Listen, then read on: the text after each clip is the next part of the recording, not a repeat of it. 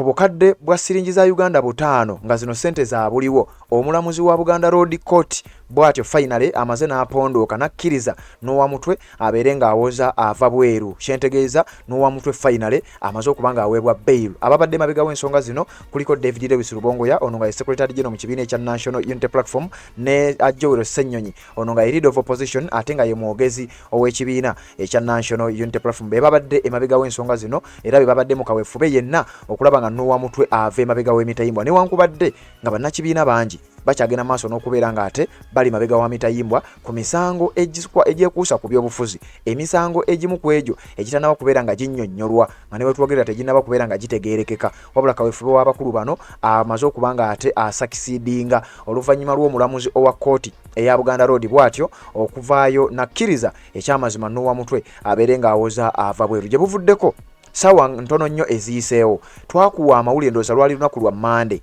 nga kkooti eno yagezaako era okugaana n'owa mutwe okubeera nga yeeyimirira nga kkooti eno yalina ensonga ze yawa oba oliawo ensonga bannayuganda bangi baavaayo ne baziwakanya era ne bazivumirira ne sekuvumirira yenna. Kkooti yavaayo nayetegeeza nti bashurities abaali baleese empapula ez'okulaba nga beeyimirira n'owa mutwe abamu ku bo ategeeza nti abantu bano si batuufu era kkooti yeetaaga obudde obumala okugenda maaso n'okuba nga yeekenneenya ezimu ku mpapula ezo ezaali zimaze okubeera nga zireetebwa.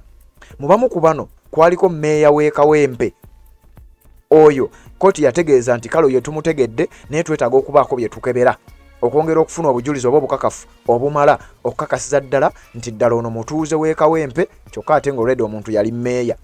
Waaliwo omu ku bantu ngono mukungu mu Bwakabaka bwa Buganda era naye yajjayo empapula ze n'agamba ali omu ku abo abaagala okweyimirira n'owa mutwe. Kkooti neetegeeza nti abantu nga bano twetaaga okusooka okubeetegereza nga tetunaba kubeera nga tukola decision era ne bategeeza kkooti tugipostponinze paka ng'ennaku z'omwezi 23 omwezi ogw'omusanvu omwaka 2025 nga si lulala lwe lunaku olwaleero era abakulu mu kibiina ekya National Unity Platform baakedde ku makya ne baba nga bagenda ku kkooti eya Buganda Road balabe nga ate bakola ekisoboka kyonna okulaba nga n'owa mutwe ava emabega w'emitayimbwa era bwe kityo kimaze okubeera nga kituukirira. Bwe bamaze okuba nga bawa bail wabaddewo okusayininga empapula oba okwexchanginga empapula abasinga obungi babadde beebuuza n'owa mutwe nga tetumulaba. Wenkoledde akatambi kano oba wenkatandikidde okuwa eggulire lino njagala okutegeeza nti abakulu mu kibiina kya NUP babadde bali mu background eri mu kaddooko gye bateeka abasibe okulaba nga bagenda maaso n'okubeera nga basayininga empapula. Empapula ezo ziyambako nti omuntu baba muwadde bail wabaawo forms ezirina okujjuzibwa, ssente ezo zibadde zirina okusasulibwa kubanga za buliwo, n'ekirala baba balina okutegeeza ekkomera gy'abadde yasibibwa nti omutuuze wammwe kubanga aba afuuse abanga mutuuze waabwe nti omutuuze wammwe olwaleero tagenda kudda aweereddwa okweyimirirwa oba aweereddwa bail temugenda kubanga muddamu okumulaba bw'atyo n'abanga ate afuluma. Kakati wetwogerera n'owa mutwe amaze okubeera nga afuluma ekkomera nkakasa nga bagenda mutuusiza ku kitebe ekya National Unity Platform. Ensonga zonna ogenda kubeera nga ate ozifuna bulambalamba. Gwe sigala ku mukutu gwa Red Zone TV naddala gwatanaba kubeera nga osubscribinga kirira wansi olaba ekigambo subscribe kikwateko kankuwa ebigambo bya David Lewis Rubongoya n'abamu ku bakulembeze abalala bye boogedde oluvannyuma lw'okufuna amawulire nti n'owa mutwe bw'atyo amaze okubeera nga ateebwa. So kyo tukivumirira naye n'ekirala kankose guno omukisa okwogera ku bantu baffe abalala abali mu makomera kubanga kati n'owa mutwe ye at least afunye bail naye mukimanye tulina abantu baffe abali ekitalya bamacete bakadobumalu tulina abantu baffe abali Masaka ba edi mutwe n'abalala abali ku misango sange tutategerekeka naye ebbanga lyonna lye bamaze mukomera muliraba era gye muvuddeko nga bakansi bwejja bagamba batuwadde date eyaba ab'e Masaka ne bagamba bagenda kukomawo nga 14 z'omwezi ogw'omunaana naye laba ebbanga eryo lyonna lye bamaze mu kukomera kati nga eri mutwe ne bamutulugunya ne bamutuusa ku mbeera eyo naye abalamuzi ekitongole ekiramuzi ne kitamulelizinga bail oba oli agenda afune obujjanjabi. So we are glad that our brother Noah Mutwe has been granted bail today. We condemn the very, very prohibitive bail fees because you cannot say that a person like Noah Mutwe should pay 5 million shillings. Now, right now, as NUP, we are going to pay that money. That would been helping many of our people. But you can imagine if it was an ordinary citizen, where would you expect them to get that 5 million shillings from? That is why many times people are given bail and they cannot afford bail fees. They end up remaining in prison because they cannot afford the bail fees. So we condemn that, and especially because these are trivial charges. You know, for someone to say that the police officer incited Nwamutwe to use a paper to hit General Museveni and all that, ridiculous charges to say the least. And I want to use this opportunity to also call upon the judiciary to quicken or hasten the bail application of our other people who are at Chitalia, the Edimutwes who are at Masaka, because these people should be presumed innocent until proven guilty. That is a presumption of innocence. Our laws presume that a person is innocent until that person pleads guilty or until that person is proven guilty.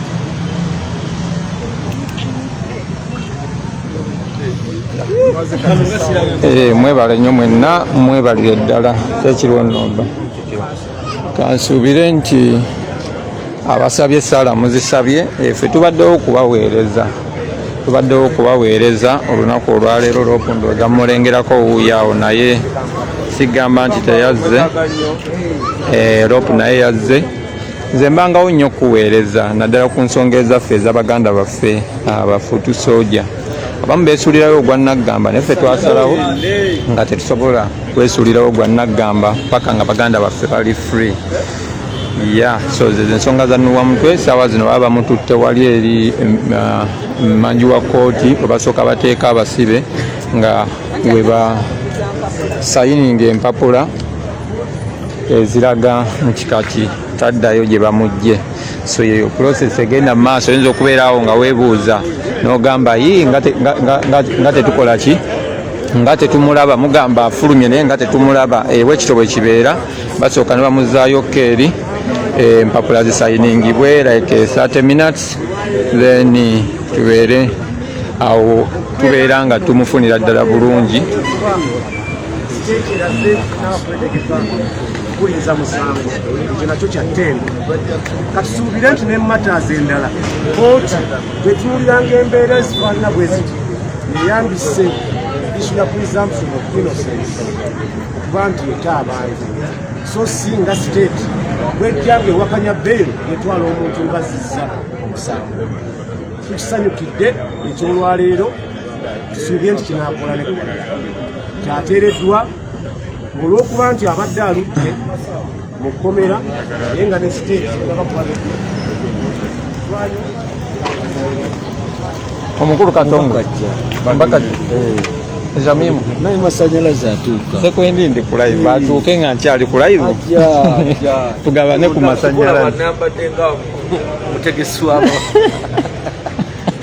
Katongole banange baganda bange z'obufumbo olina omwami naye ng'akutawanya olina omukyala ng'akutawanya bajja ne bakwagalako ne bagenda gwe alina ebizibu mu byenfuna nga sente zikuyita mu ngalo wooteeka sente zifa bufi boowola tebazza gwe aloota ng'ogwa mu nnyanja gwe alumizibwa omutwe nga guganja okuwona naawe aloota ng'ebintu bikozesa ensonga z'obufumbo nina ekifo ku mugga awali amayinja wennyambulirako ebisiraani ekikwa ekifiiriza omudibo obutaganja obutaweebwa nzijanjaba abantu ab'enzikiriza zonna ngandibwa njeru ku lw'ejjinja gwanjagala kuba ku namba yange eyo naawe ali ewala ennyo yita ku WhatsApp.